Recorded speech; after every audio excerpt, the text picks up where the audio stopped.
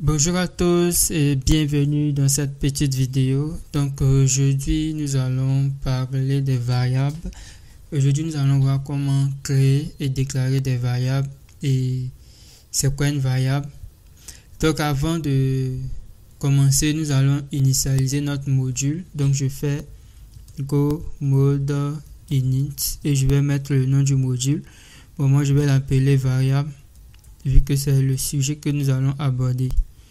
Voilà, donc je viens de créer notre module. Vous voyez que ça crée automatiquement un fichier go.mode et le nom du module c'est variable. Donc maintenant on va créer un fichier main.go qui sera le fichier principal. Puis je vais définir le package par défaut, package main. Maintenant on va définir la fonction main, c'est la fonction qui va nous permettre d'afficher dans la console une variable, un élément. Là je viens de définir la fonction main. Maintenant aujourd'hui nous allons voir comment déclarer des variables. Voilà la déclaration des variables. Donc pour déclarer une variable, on a la possibilité on va utiliser le mot clé var et ensuite on va donner un nom à la variable. Bon, chaque variable a un type. Donc si je veux déclarer une variable pour pouvoir stocker le nom d'un utilisateur, donc je vais l'appeler nom et je vais définir son type. Vu que c'est une chaîne de caractères, on va utiliser le type string. Il existe plusieurs types de variables. Il y a les strings, c'est-à-dire le type chaîne de caractères, et puis on a les entiers. Et au niveau des entiers, il y a plusieurs entiers. Il y a les int, il y a les int 32, int 64, et ainsi de suite. Donc, on va demander à l'intelligence artificielle. Donc, voici un peu les différents types d'entiers que vous pouvez avoir. On a le int 8, int 16, int 32, int 64. On a aussi les entiers non signés.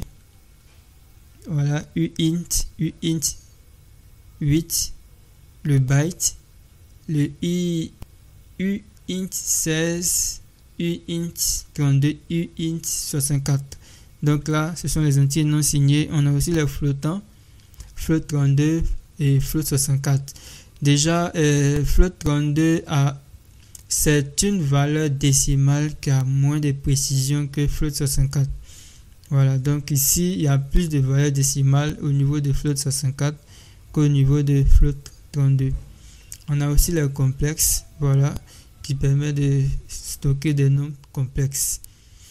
Et puis, on a aussi les booléens. Les booléens, ce sont des variables qui permettent de stocker soit vrai, soit faux. Par exemple, on peut déclarer une variable qu'on va appeler isTrue. C'est-à-dire, est-ce que c'est vrai? On définit que c'est un booléen. Donc, c'est le type bool qui est là. Il est soit true, soit false. True, ça veut dire vrai, et false, ça veut dire faux. Et on a vu le type chaîne de caractères. Donc, pour initialiser une variable de type chaîne de caractères, on va mettre égal entre griffes.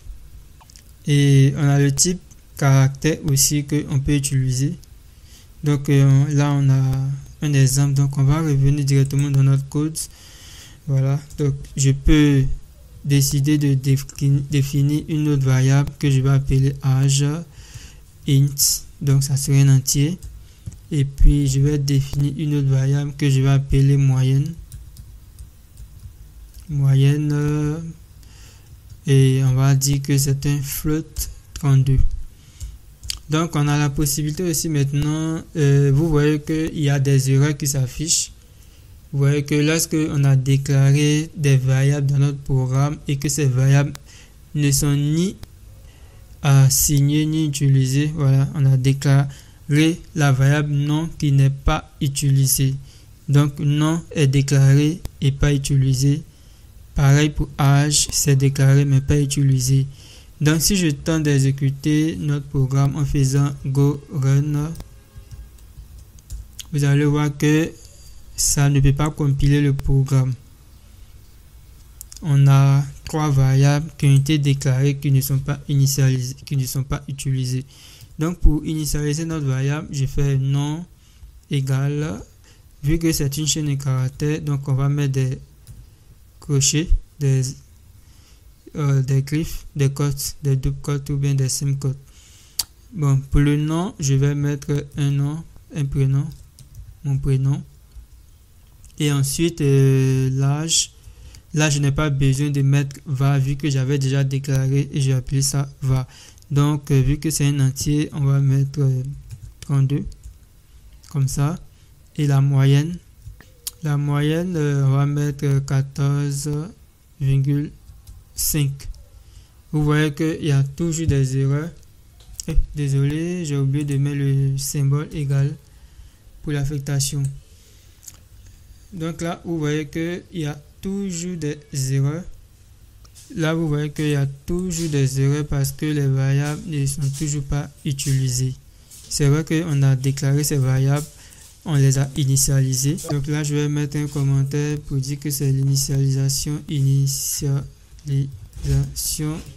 des variables.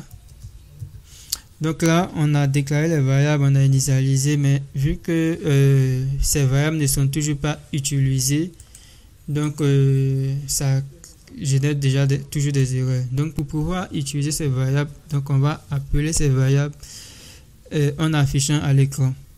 Donc je vais utiliser une fonction qui est dans le package fmt qu'on appelle print.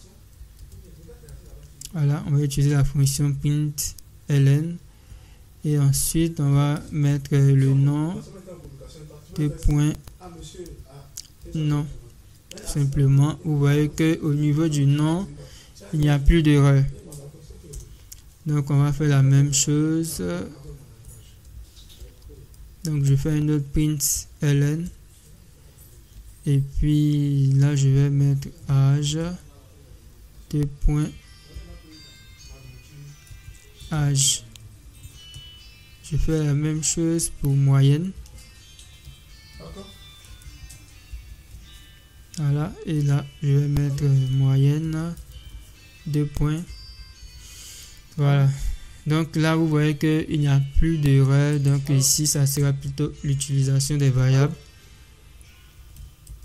Utilisation des variables. Voilà. Maintenant, on va tenter de réexécuter et vous allez voir que il n'y a aucun problème. On nous dit que nom, 2 points, le nom s'affiche, l'âge et la moyenne. Voilà. Maintenant, il y a aussi une nouvelle manière aussi de déclarer nos variables tout en initialisant directement. Voilà. Donc, on peut faire une initialisation explicite. Donc je peux faire var et je vais directement l'initialiser. Ici aussi je fais la même chose, je mets directement ma valeur et je retire le type. Vous allez voir que le langage Go sait reconnaître les différents types. Voilà, donc là j'ai déclaré ça comme si on était en JavaScript. Pour toutes les personnes qui ont l'habitude de coder en langage JavaScript savent reconnaître cette déclaration là. Donc on va réexécuter et normalement vous allez voir que c'est le même résultat qu'on aura. Voilà, donc le projet n'a pas changé.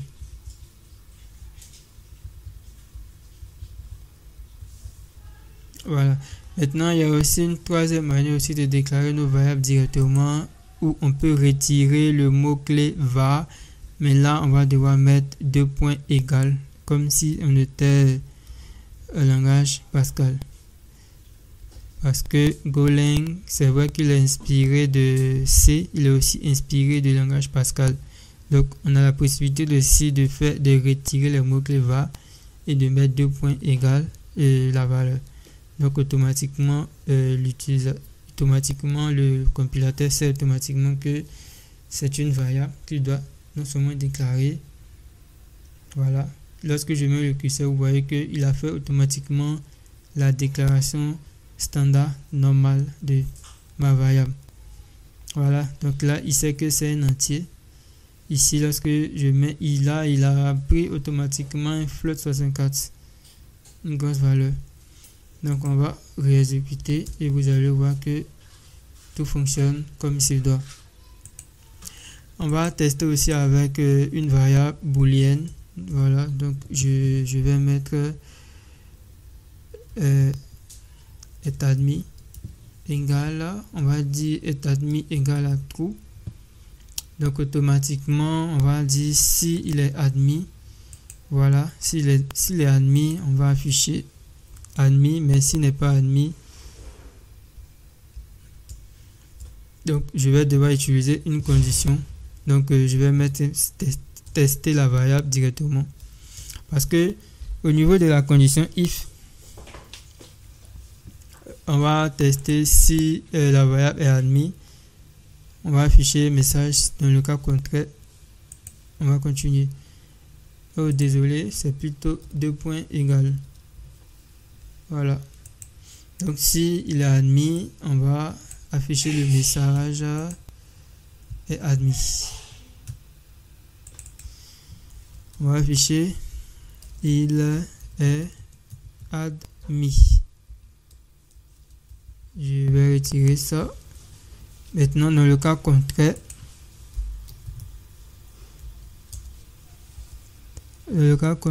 on va mettre il est refusé.